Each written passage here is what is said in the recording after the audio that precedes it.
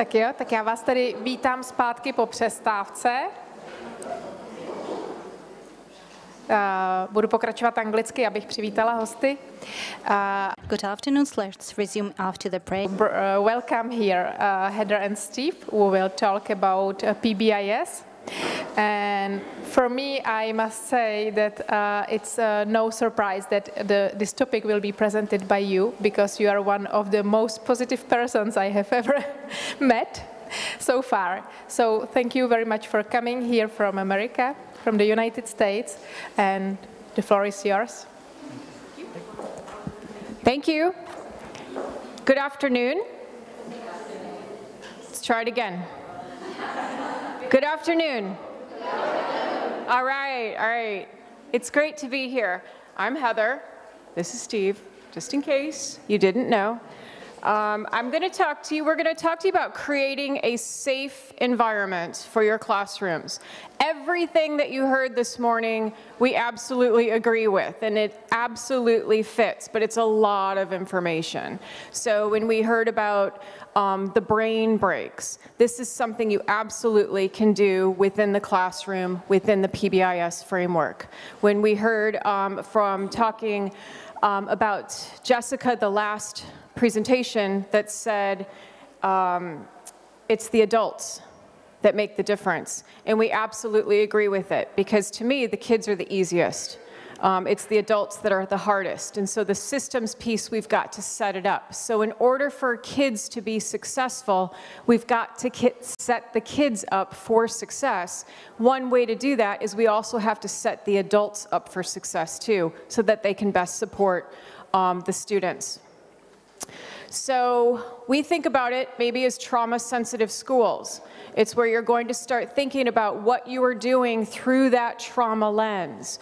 And so it's about providing this universal Tier 1 supports. And we'll talk a little bit about what these tiers mean, but it means everybody is involved.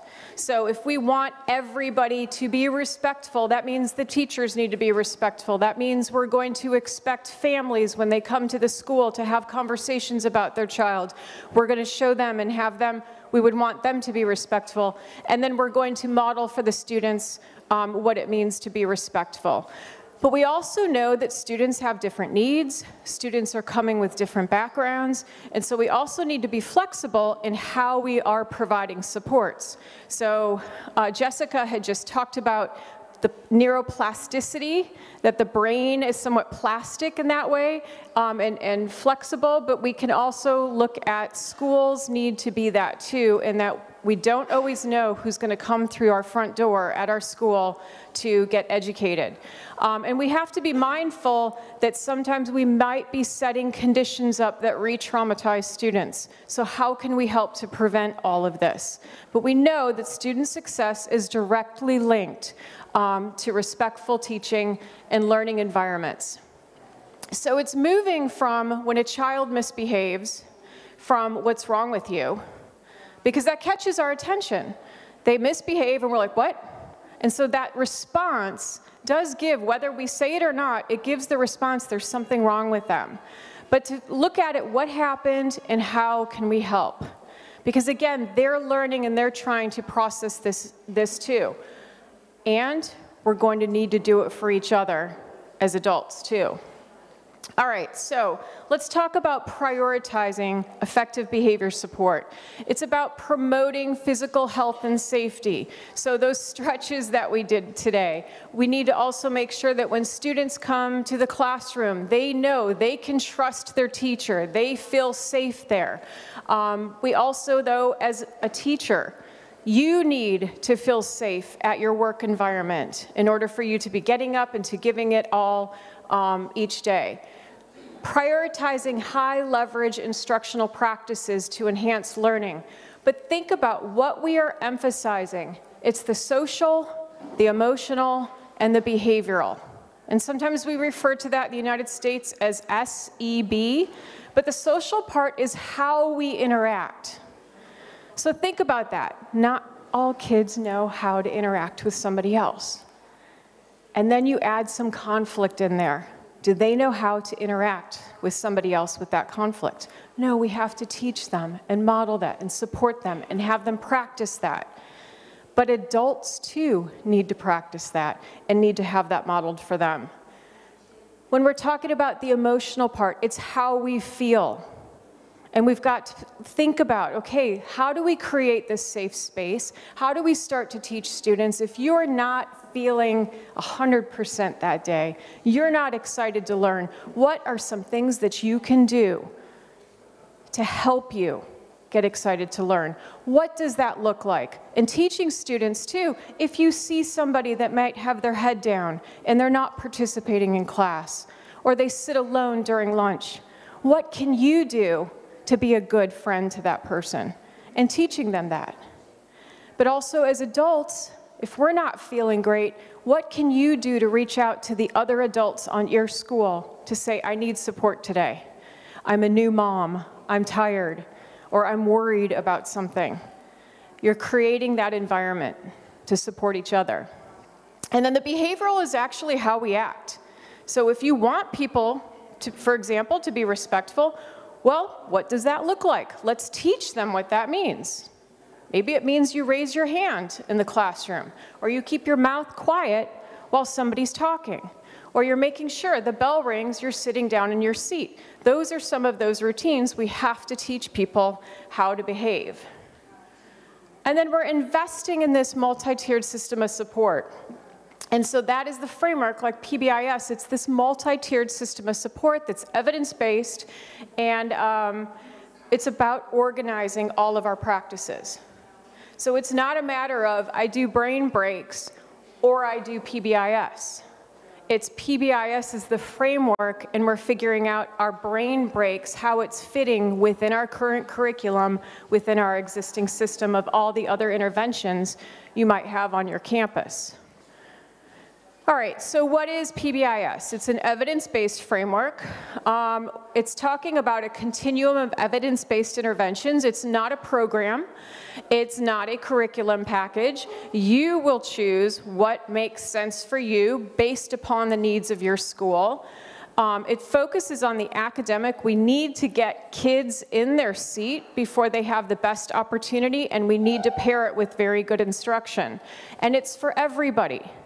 Like I said, if we want kids to act a certain way, the adults are going to have to act that certain way too, and that is hard, okay? So we're talking about creating a positive and predictive school culture. What does that mean? It's that social and emotional and a behavioral aspect of it. We're working to prevent behavior. We don't want to wait for problems to occur. They will still occur. We can't stop every single thing. But we're going to put a lot of emphasis on preventing up front. And when we talk about Tier 1, this might be the area that would be all green sometimes. And Tier 1 means it's for everybody on that campus. Everybody has access to it. We're setting up safe, positive, predictable environments. But then thinking about the classrooms, moving those specific social and emotional behavioral skills into the classrooms, that is also a Tier 1 type approach, because you're talking about all classrooms, all children, and all staff and educators, teachers are helping to implement. As we move up the continuum of support, that's when we sometimes refer to it as Tier 2, and this is students that need a little bit more than what we're offering at Tier 1. They're still struggling. This is where, if we start to set up a system and go, you know what, we're just going to have a trauma lens across our campus. We're going to create these safe, effective environments across all of our classrooms as a Tier 1 approach. But then we're going to look for, if students seem to need a little bit more support, what is extra steps we're going to do for those students and provide targeted interventions for those students. And then what we would refer to as Tier 3, that's individualized supports. Those are the students that need the most intensive supports from you. And it's just something to think about, how to organize all of the practices and how to organize how you're responding and preventing problem behavior on your campus. So the good news is positive behavior support is all over the world. Okay, it's in the Czech Republic now, which is fantastic, but it's not just a thing of the United States. So I have about almost 2,200 schools in Florida that have been working with me nonstop that are active.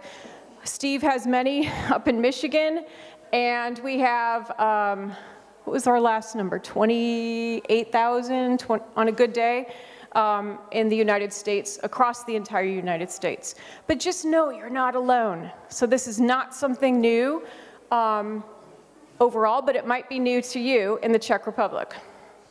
All right, so why is PBIS important for addressing the needs of all, including those experiencing trauma? Well, what we know from the research is that when we implement PBIS with fidelity, meaning as it was intended, these are the results we're seeing in our research. Okay, we're seeing improved student outcomes, we're seeing reduced exclusionary discipline, and we're seeing improved teacher outcomes. That's the adults. So it's a win-win situation. So the good news with that is that why wouldn't we do this? This is good for us too as adults. We may actually, work could be less stressful, but these are all of the different areas under improved outcomes that we're seeing across our research and solid randomized control trials. So the benefits of PBIS. It sets up conditions for favorable learning environments. We're talking they're positive, they're predictable, they're consistent. You've heard that message earlier today. There's some structure to it. And we are then working to reduce the disruption, and it gives us more time for instruction. Less time is spent on discipline issues. But by improving social behavior, we'll have more time to deliver effective instruction so kids can learn the academic skills. And for students that are exhibiting problem behaviors, we should, by reducing discipline, we increase exposure to the classroom. Now, an important thing to think about is that students that misbehave tend to get excluded a lot from school. In the United States, they may send them home. We call them suspensions. Do you have suspensions here? Oh, good job. Don't do suspensions. Yeah, that's good. But they get excluded. They're maybe not able to participate in some of the class activities. Some of us may say, well, they chose to do that. And it's true, their behavior did put them at risk from being included in certain opportunities. But the more that that happens, and if we start to think about the function, why this is happening, and think about what they talked about in the brain behavior and what's happening in the brain, they could be re-traumatized in that process of being excluded each time, but they don't have the skills to know, I'm traumatized, I'm struggling here, and I need help. And so if we were to set up these safe environments, that can start to help. Can we cure it as teachers? No, we know you can't. But we can certainly provide safe, effective environments for kids and so that they have the most likelihood of being successful. So, more kids are in class and on task. There's a school climate where everybody is thriving when we engage in PBIS. There's more effective instruction and learning, and we have meaningful outcomes. Oh, that goes by fast. I'm talking fast because we're sharing and we have a lot to say. All right, when we think about mental health and well-being in PBIS, there are some children and youth that tend to bounce back from traumatic events faster than others. And they tend to have these resilient factors with them. And overall, we're seeing that there's this overall life satisfaction, strong social relationships, their basic needs are met. There's a solid foundation which helps allow them to have this complete mental health. But when we look at adding these negative indicators, you add maybe depression, anxiety. You've got different forms of internalizing behavior. Students have food insecurity, housing insecurity. Maybe their parent has not been home in several days. all of those insecurities, that starts to add up for them of these negative indicators. What that starts to look like, we tend to start having errors in how they're acting, they withdraw from school. The more risk factors that are added to that, the farther away they're going to be from having a full and complete mental health. So we've got to think about, again, one thing we can do is we can change our classroom environment to be successful, or help them be successful. So I want to talk to you about how do we implement this to focus on the needs of students experiencing trauma. So one thing to know is that in the United States, we often hear teachers say, I do not have the time to be a therapist in addition to providing the academic instruction and classroom management. Do you have that here? It's okay if you do. And I'm not qualified to provide mental health supports. And it's okay if you say that, because if you're not trained as a mental health therapist, you're right. You're not. However, you don't have to be a mental health professional to provide a safe and nurturing classroom environment. Now, it doesn't mean you're going to replace a mental health professional, but it means we can set this classroom environment up. So this, when you get the handouts, you can click right on this picture and it will take you straight to the document. It's all in English, I'm so sorry. My Czech is not very good.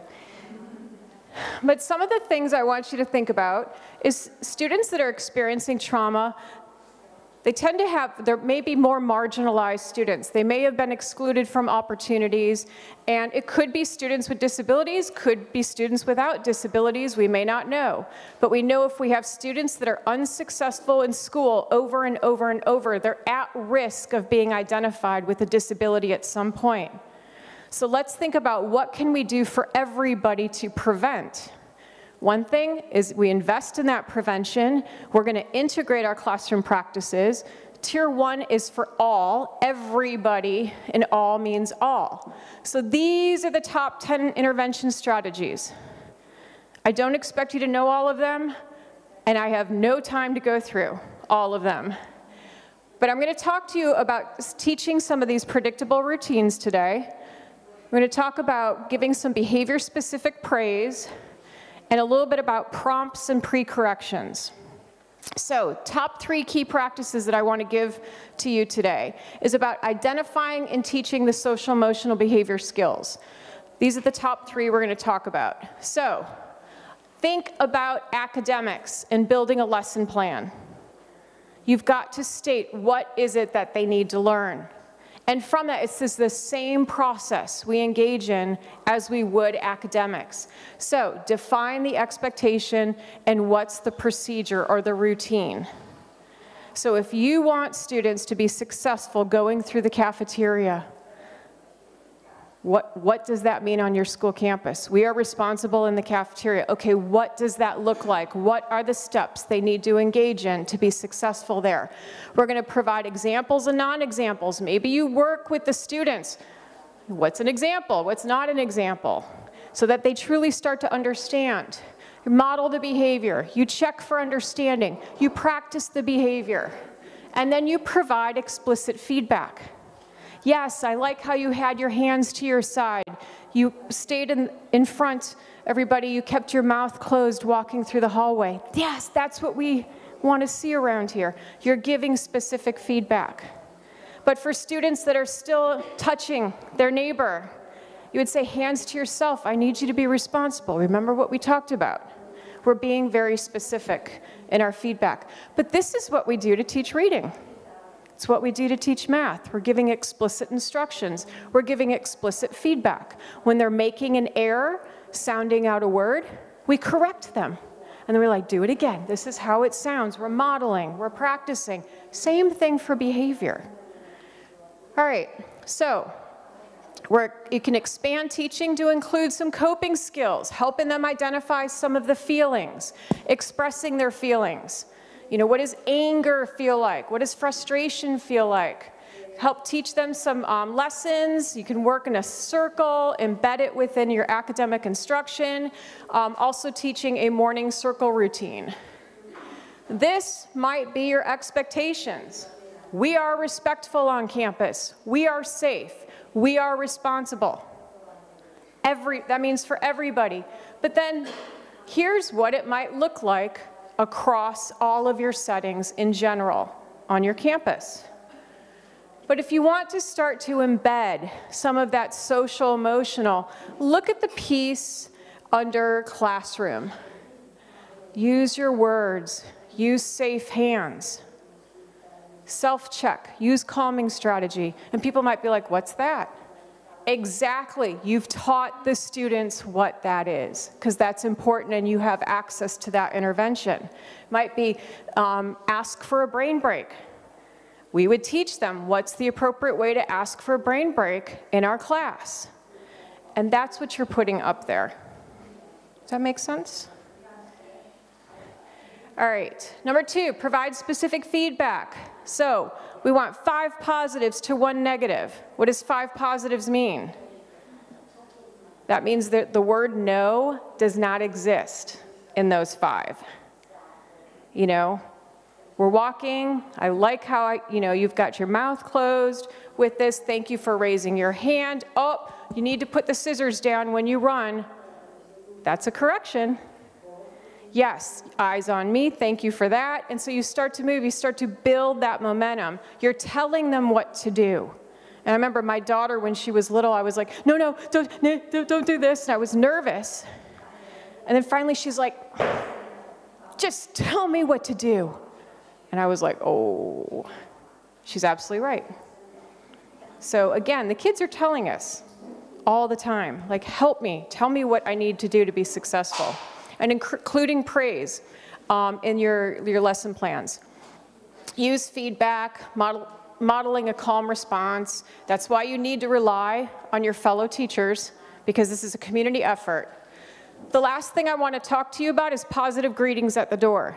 This is a very, very easy intervention that actually has fantastic results. You just stand outside of your door and you're greeting every single student walking in by their name. Make it personal. Give them a sense of belonging. You're looking for them, and they needed to be there. That makes all the difference in the world for a kid. Have a short positive interaction. Thanks for being here. I like the shirt that you picked out today. You know, we're going to have a positive day. And then direct them to the first activity. That in and of itself has great, great success with kids. So greetings. Here's an example that was in Singapore. Steve took this picture. So say hello. There's different ways you can say hello. You give a fist bump. You can give a high five, shake your hand. You can hug. You can dance with it. But there's a different way of how we're going to say hello to our kids, making it personal, and they are a part of that classroom, and you were looking out for them. All right, I'll turn it over. Thank you. So again, my name's Steve from Michigan, and so I live about, I don't know how many kilometers, about 1,500 miles from Heather, so we live far apart, and it's always a pleasure, presenting with her. This is my 3rd time back here, and so impressed with the work that's taking place in the Czech Republic. You educators are working so very hard. The structures that are being set up are very amazing. So I'm impressed. You should be very proud. A couple things. So we're overlapping what Heather said and what I'm adding on to. Just a couple of interesting things with looking at the teaching the expectations, because a lot of people ask us, shouldn't they know those behaviors already? And I agree, they should, but if you're not seeing it, are you sure that they do know? And because some of our students are in environments where expectations, how you behave at home, could be very different from how it is at school, different from how it is out in the community. So we want to make sure that it is very clear it's happening. Heather also mentioned about the 5-to-1 ratio of positives to every negative. And what's interesting, you heard that multiple times today. What's interesting about that, it's not just the 5-to-1 ratio, it's also to make sure that you have a lot of positives throughout the day. So if I have 5 positives to 1 negative statement per week, that is, 5 is not enough. I need 5, every 15. I need a whole lot. And you might say, why do we need to praise students so much? I think there's 2 main things for it. One is we want to encourage the appropriate behavior of occurring. So we want to, provide much more support and acknowledgement for students to do the right behaviors. The second thing is it opens up a environment where people feel comfortable, right? It's welcoming. It's that social relationship that we talked about. And by having it more positive, it is allowing for a more welcoming setting. We just noticed, Heather and I were talking about some research that is happening in the United States. Right now, educators are seeing twice as much behavior problems as they were 2 years ago. It doubled. The problem behavior has doubled. And when you start looking at surveying teachers and students, you ask them what are some of the concerns. Certainly behavior is a concern. Teachers are also saying mental health is a concern now because of the pandemic recovery. These things that Heather shared will help out with addressing the pandemic recovery. The third thing that's interesting with the survey is students are saying there's only about 22% of students will say they have a meaningful relationship with an adult in school. 22, that's less than 20, that's less than a quarter of students are saying there's a meaningful relationship. That is down than it has been in the past. So we see increase in behavior, we see more concerns about how do we handle mental health issues, and we see less connectedness in schools. These things that Heather is talking about will help us to improve those connectedness and supports. We also know that educators around the world are struggling with feeling engaged in education. The 2 main reasons that we see that, at least in our work, is 1, teachers don't feel effective. 2, the second reason is because they don't feel supported. The positive behavior support framework increases the effective strategies you can use by doing those things that Heather mentioned, and it also sets up conditions where you're supporting educators to feel more supported in doing the work. So one of the things, Heather is the co-director of a national center that I'm involved in as well, and these documents that you see here are talking about setting up a PBIS framework. Heather mentioned that these will be available that you can click on and download when you get the slides. But there is one specific document that talks about integrating a trauma-informed approach within PBIS. PBIS, Positive Behavior Interventions and Supports, sets up the structure, sets up the framework, sets up the conditions that you can put effective practices within, and it's supporting the teachers to do that. This document will share what those ideas are, and basically there's 6. One is that we need teams. As Heather mentioned, when I was a teacher, I did not have the skills to be a clinician. I did not have social work background or mental health. I could teach special education, I could teach reading, but I did not have those other things. If we rely on teams, we've got the multiple expertise to help us do the work. We also use data. We look at our information. We look and say, are students getting better, or what are the needs that we need to adjust to improve our program? We also invest heavily in early access, and what that means is with these programs, we're not waiting till a student misbehaves to go in and say, no, you need to do it right. We pre-teach. We provide early access to interventions. We let them know this is what it is to be behaving appropriately before they misbehave. And after they misbehave, we can provide more correction. We also have a formal process for selecting interventions. Now, what we're seeing around in our work in the United States as well as other different countries is that if you do not provide a formal process for selecting interventions, then educators can come up with some of the things on their own that may not be evidence-based. So we want to make sure that we support teachers to do the right thing in the right way to get outcomes that we're hoping to produce. Fifth, we want to make sure we're implementing well, implementing correctly, consistently, and that is measuring fidelity to make sure we are doing it in the right way. And then we need to make sure there's support for our educators to do the work. So with the trauma approach, here's what we're seeing is that we need to, school teams, right? As we mentioned, we need to make sure there are individuals that who are the most qualified. And it may not be that we have all experts there, but who's the most expert that we can rely on and be supported. So that's where we're trying to connect more of our expertise across. Now, within this, we talk about social-emotional behavioral in the United States. We know that there are specialists in your area. School psychologists may have that specialty, social work, counselors, special educators. So we say, how do we use that team to bring those people together?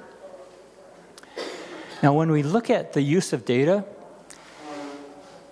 what we do know is that, so as we were just talking about this, Robert and I were just saying that some of the information is underreported. So we don't often see the data to help us out. So how do we gather data from multiple sources? And what we do is we look at gathering information that we can look from teachers, we can look from parents, we can ask clinicians, we can look at community members to gather information to say what are those things that everyone needs, what are those that a few students need more than others that we can help support. So with this, we consider the past learning histories. So I'm a behavior psychologist. Heather's behavior trained psychologist. We look at patterns of behavior and say, what are those things that happened over time? And can they be predictable? Are there events that trigger different items? And we know, experiencing with trauma, there could be routines that trigger. There could be examples of cues that trigger in the environment. I worked with a student who had significant behavior problems of causing property damage and aggression towards others. As I would come up and to approach her, that was a trigger for her to run away, and what we found out is that she was sexually abused, and having a large male coming towards her at that time was not calming for her at all. So we looked at, am I making it worse, or are there other things that I can do without triggering those type of events? We also look at things of traumatic experience increases the likelihood of problem behavior. If I'm interpreting something in my classroom, for example, one common way that we've seen in the United States, misbehavior, we tell no. Tell them to stop doing that. And we're trying to change that to tell them more of what we should be doing. Potentially traumatic experiences, as some of our students have experienced, no, that has been followed by getting louder, that has been followed by physical abuse in different settings. So we want to be aware of how behavior fits in these patterns and behavior chains of moving forward. Okay. And then we talk about early access of just making sure that we screen, that we collect data, we identify students who may need more than others. How do we identify early work? So given the final few minutes here, I'd like to jump ahead.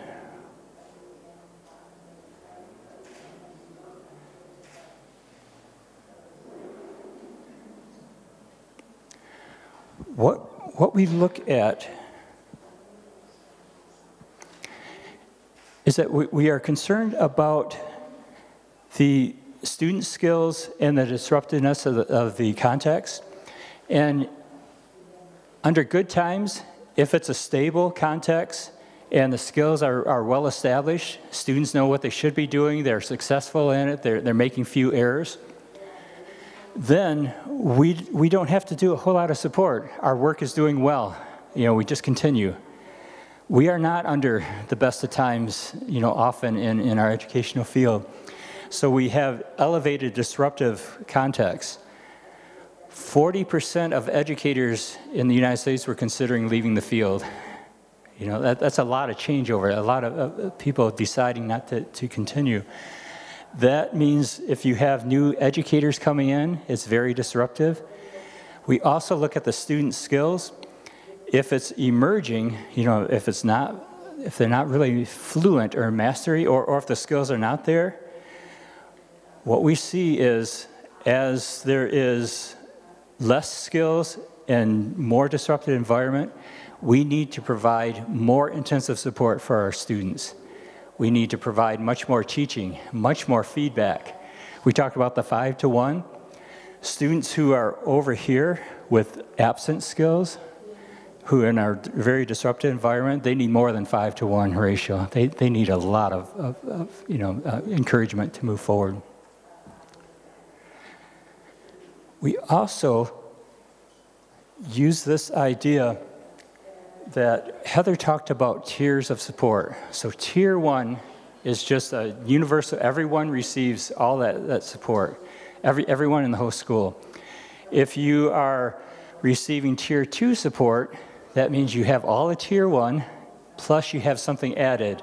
It may be more social skills training, it may be more feedback, it may be providing much more prompting. Tier 3 is where we have looking at diagnostic assessments and matching it to the student's needs, or we would call it functional assessment. So here's what we're finding through this.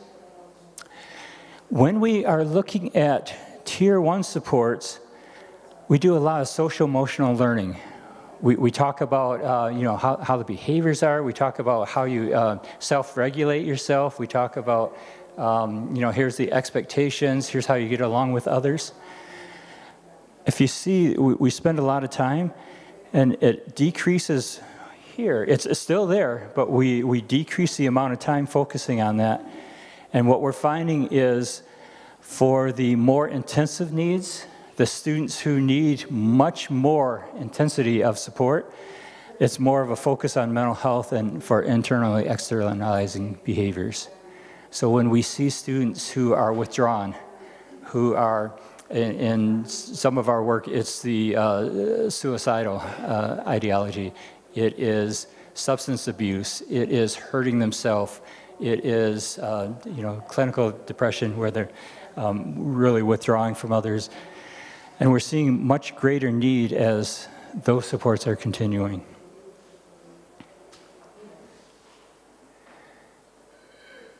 So here's one example of providing that increased support.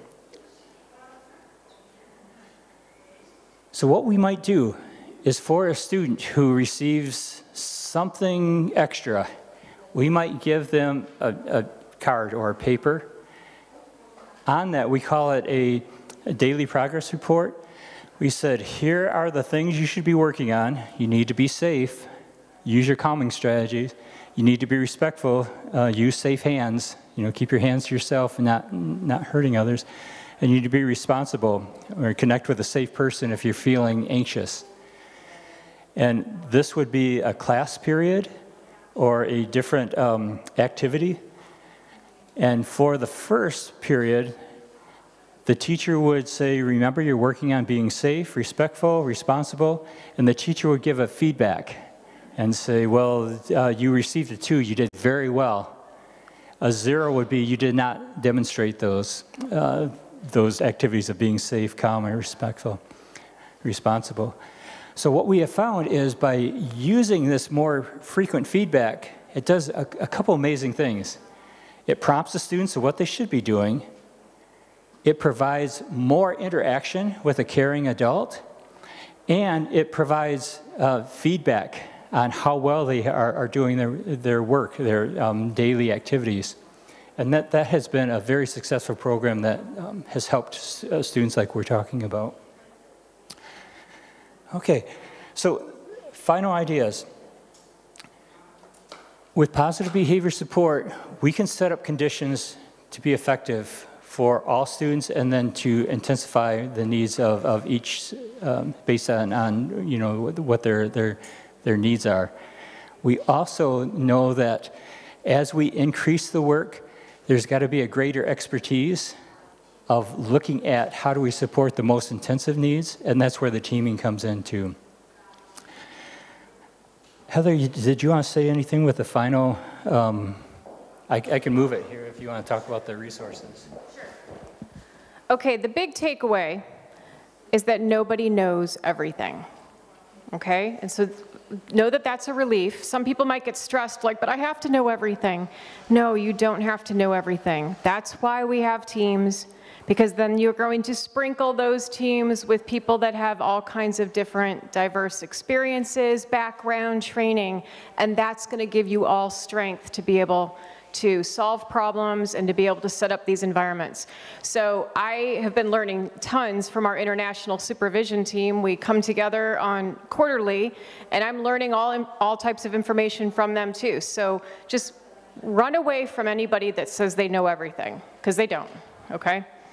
All right, so there are some resources I just want to share with you. When we talk about multi-tiered support systems, that framework in the classrooms, this document will give you some ideas as a classroom teacher, what you can put in place for Tier 1, Tier 2, and Tier 3 in order to be successful for PBIS. Next one. And then these are different resources specific around classrooms, such as creating that classroom teaching matrix. So when I showed you that matrix that said be respectful, responsible, and what it looks like in the environments, this one will be specific. How do I set that up in my classroom? The other one, strategies for de-escalating problem behavior. We don't want to get in that power struggle with students, so that will give you some positive strategies. The other two, there's habits of effective classroom practice, as well as the protective, effective instruction serving as a protective factor for the kids in your classroom. And these two summarize, the one here on the left is summarized with all the evidence-based practices for classroom teachers. It's hyperlinked, so if you were to go to it and you understand English, you can click on the hyperlink and it will take you to all the evidence-based practices that are available out there. The other one focuses specific for how do you set up systems to working together. So directors and administrators might be thinking, well, how do I get all of my classrooms to do that? Well, you're establishing your system at your school, but then what types of data can you look at to help you problem solve what's happening? And again, for our National Center, if you want to follow us on Facebook or Twitter and see any of the new products that come out, it's all free. Everything that we put out is free. So, and if you have cool examples of what you trying things within your classroom, please tweet that and copy the center, because we love seeing the impact that's happening around the world. So, thank you.